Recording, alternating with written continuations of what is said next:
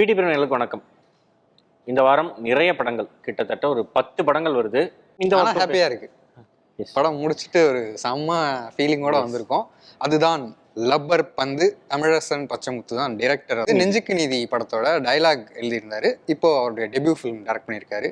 So யாரெல்லாம் நடிச்சிருக்காங்கன்னு சொல்லுங்க. அப்படியே ஹரிஷ் கல்யாண், அட்டகத்தி தினேஷ், ஸ்வஸ்திகா, ஜென்சன், சஞ்சனா, இவங்க எல்லாம் லீடும் நிறைய பேர் நடந்திருக்காங்க. கதை 2 பீரியட்ல படம் நடக்குது.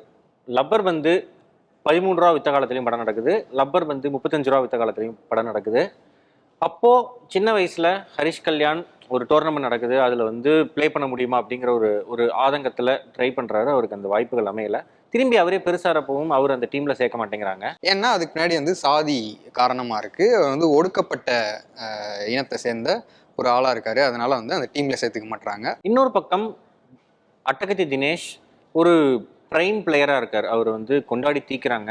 ஆனாலும் அவருக்கு அவருடைய ஃபேமிலியிலிருந்து திட்டுகள் மட்டுமே விழுந்துகிட்டு இருக்கு. அதெல்லாம் தாண்டி அவருடைய கேரியர்ல கிரிக்கெட் எவ்வளவு முக்கியமா இருக்கு அப்படிங்கிறது ஒரு போர்ஷன் இருக்கு. இந்த 2 பேரும் மீட் பண்ணிக்கூடிய தருணம் என்ன, அவங்க 2 பேத்துக்குள்ளான மோதலுக்கு என்ன காரணம், கிரிக்கெட் அப்படிங்கிறது அவங்க 2 பேரோட வாழ்க்கையில என்ன மாதிரியான இம்பாக்ட்லாம் ஏற்படுத்துது அப்படிங்கிறது தான் லப்பர் வந்து அப்படிங்கிற படத்துடைய ஸ்பாயிலர் இல்லாத ஒன்லைன். இது வந்து ட்ரெய்லர் பார்த்தாலே எல்லாருக்கும் தெரிஞ்சிருக்கக்கூடியதான். பட் இதுக்கு பின்னாடி பல லேயர்ஸ் வந்து ஒர்க் பண்ணியிருக்காரு டைரக்டர்.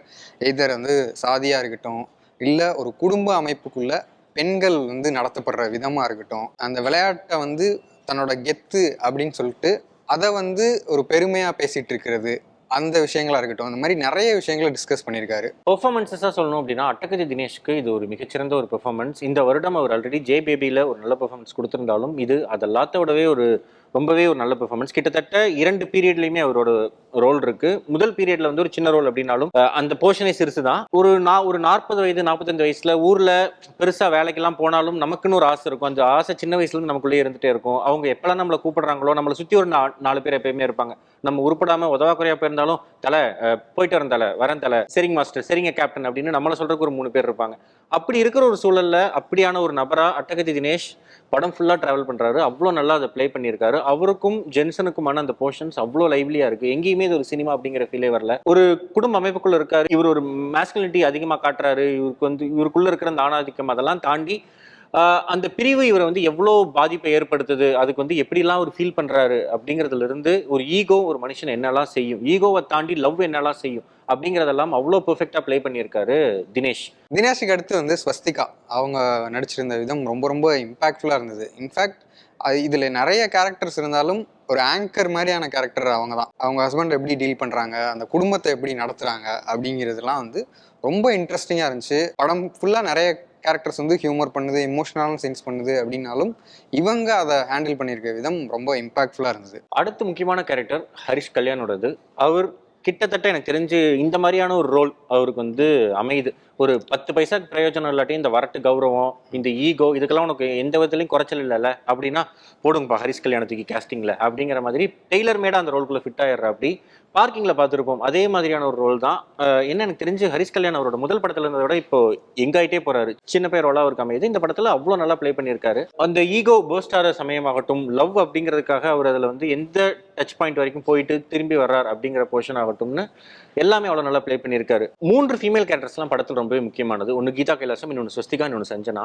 3 பேருமே அவங்க ரோல்ல எவ்வளோ பெர்ஃபெக்டா பிளே பண்ண முடியுமோ பிளே பண்ணியிருந்தாங்க. இன்ஃபேக்ட் சஞ்சனா உன்னை ஏன் எனக்கு பிடிக்கும்னா அதுக்கு பின்னாடி ஒரு காரணம் இருக்கு. எங்க அப்பா எனக்காக எல்லா விஷயத்துலையுமே முன்னாடி. இப்போ ஒரு டேட்ஸ் லிட்டில் பிரின்சஸ் அப்படிங்கிறது வந்து காலங்காலமாக நம்ம சொல்ற ஒரு லைன். ஆனால் ஒரு பெண்ணுக்குமே அவங்க அப்பா தான் முதல் ஹீரோவா இருப்பார். அப்படி பார்க்குற ஒரு நபர் அவங்களுக்கு எதிராக ஒரு விஷயத்த பண்ணிட மாட்டாங்க அப்படின்னு அந்த பொண்ணு நம்புற விஷயம் இருக்குல்ல, அதுல உடையிறப்போ அந்த பொண்ணு தர எக்ஸ்பிரஷன் ஆகட்டும், அந்த சஞ்சனாவும் ஸ்வஸ்திகாவும் பேசுற சில டைலாக்ஸ் ஆகட்டும், டுவர்ட்ஸ் த கிளைமேக்ஸ் சஞ்சனா சொல்ற சில விஷயங்கள் ஆகட்டும்னு இந்த படத்துல யாரு சுமாரா நடிச்சிருந்தாங்கன்னு வேணா பேசலாமே தவிர மற்றபடி எல்லாருமே இதுக்கு இது தேவை, இதை நம்ம பண்ணுவோம் அப்படிங்கிற அளவுக்கு ரொம்பவே பெர்ஃபெக்டா டூ த லைன் நடிச்சு கொடுத்துருக்காங்க. டிஎஸ்கே ஆகட்டும், ஜென்சன் பிளே பண்ண ரோல், குறிப்பா பாலசரவணன் பிளே பண்ண ரோல், கதிர் பிளே பண்ண ரோல், காளிவெங்கட் பிளே பண்ண ரோல், பாலசரவணனும் ஜென்சனும் பேசிக்கிற அந்த காட்சிகள் நம்ம வந்து கிரிக்கெட்ல ஊர் சைட்ல காலேஜ்ல நம்ம ஒரு பீரியட்ல கிரிக்கெட்ல என்ன மாதிரியான கவுண்டர்லாம் கொடுத்துருப்போம் அப்படிங்கிறத அவ்வளோ லைவ்லியா பிளே பண்ணியிருக்காங்க. அந்த போர்ஷன்ஸ் அவ்வளோ நல்லா இருந்துச்சு பாலசரவணனும் ஜென்சனும் பேசிக்கிறது.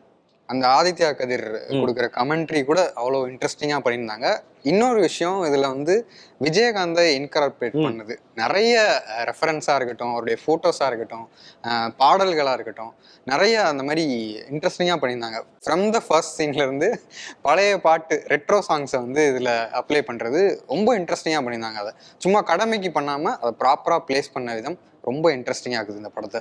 இன்னொன்று, சில படங்கள் வந்து சோஷியல் ஜஸ்டிஸ் பேசும், சில படங்கள் வந்து ப்ரொக்ரெசிவாக இருக்கும், சில படங்கள் அதை வந்து ப்ரீச்சியாக சொல்லுவாங்க. இந்த படம் அப்படிலாம் இல்லாமல் அட் த சேம் டைம் நெத்தியில் அடிக்கிற மாதிரி பலார்னு, இன்ஃபேக்ட் ஆதித்யா கதிரே டைலாக் சொல்லுவார், இப்போ அவன் 6 அடிச்சது எப்படி தெரியுமா இருந்துச்சு, உன்னையே செருப்பல் அடிச்ச மாதிரி இருந்துச்சு அப்படிங்கிற மாதிரி நிறைய வசனங்கள் ரொம்ப சாலிடாக ரொம்ப போல்டாக எழுதியிருந்தாங்க.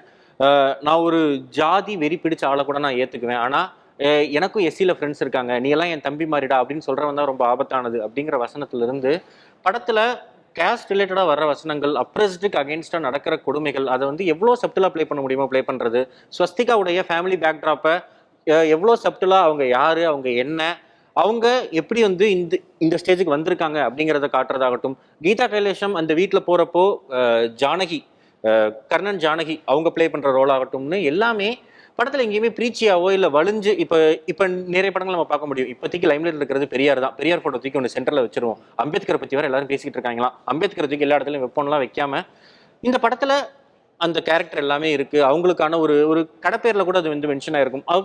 அவ்வளோ ரியலிஸ்டிக்காக இருக்குது. லைவ்லியாக என்னென்ன பண்ண முடியுமோ அதை வந்து அவ்வளோ நல்லா பண்ணியிருந்தாங்க. ஆர்ட் ஒர்க்லேருந்து நிறைய டெக்னிக்கல் க்ரூ வந்து இந்த படத்தில் அவ்வளோ நல்லா ஒர்க் பண்ணியிருந்தாங்க. குறிப்பாக சாண்ட் ரோல்டனின் background score and music.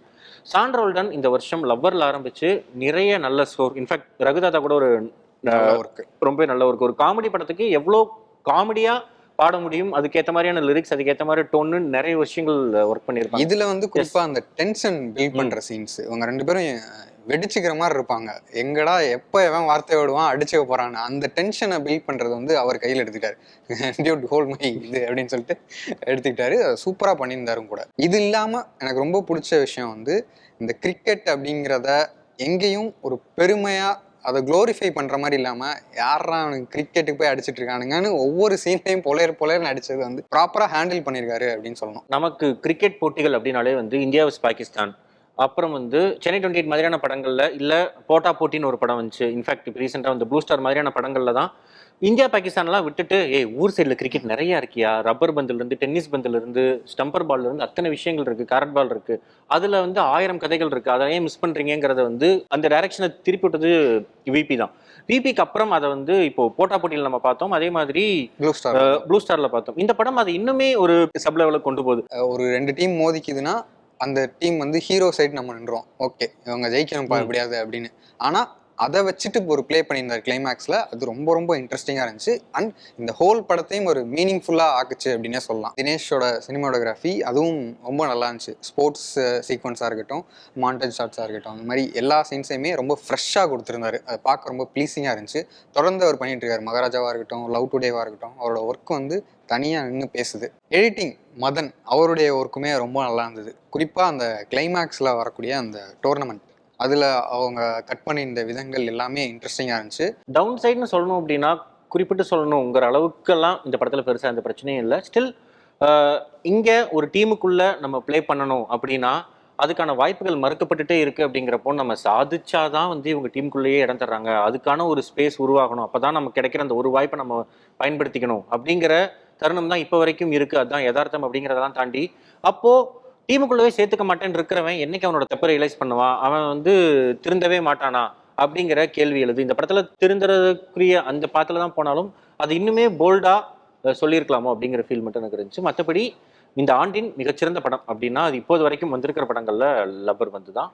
Cricket fans, ஃப்ரெண்ட்ஸோட படம் பார்க்குறவங்க, கிரிக்கெட்டை சிஎஸ்கே மேட்ச் ஆகட்டும், எனி ஐபிஎல் டீம் ஆகட்டும், இல்லை இந்தியன் டீம் மேட்ச் பார்க்குறவங்க தாராளமாக இந்த படம் பார்க்கலாம். பெண்கள் குறிப்பாக அந்த படம் பார்க்கலாம். ஏன்னா கிரிக்கெட் மாதிரியான ஒரு மேட்ச்சு இல்லை அதுக்கேற்ற மாதிரி போட்டி அப்படின்னா நம்மளை எப்படின்னு தூங்க வச்சிருவாங்கன்னு இல்லாமல் பெண்களுக்கு அதில் எவ்வளோ இம்பார்ட்டன்ஸ் இருக்குது, அவங்களுடைய ஒரு ஸ்டெப்புமே எவ்வளோ முக்கியம், ஃபீமேல் பாயிண்ட் ஆஃப் வியூலேருந்து ஒரு ஆணாதிக்க ஸ்போர்ட்ஸ் அணுகுனா எப்படி இருக்கும் அப்படின்னு தமிழில் பேசுகிற முதல் படம் இதுதான் நினைக்கிறேன். ரொம்ப நல்ல ஒர்க். மிஸ் பண்ணாமல் பாருங்கள். இந்த தியேட்டரில் பாருங்கள், குடும்பத்தோடு பாருங்கள். எஸ், தேங்க்யூ, நன்றி.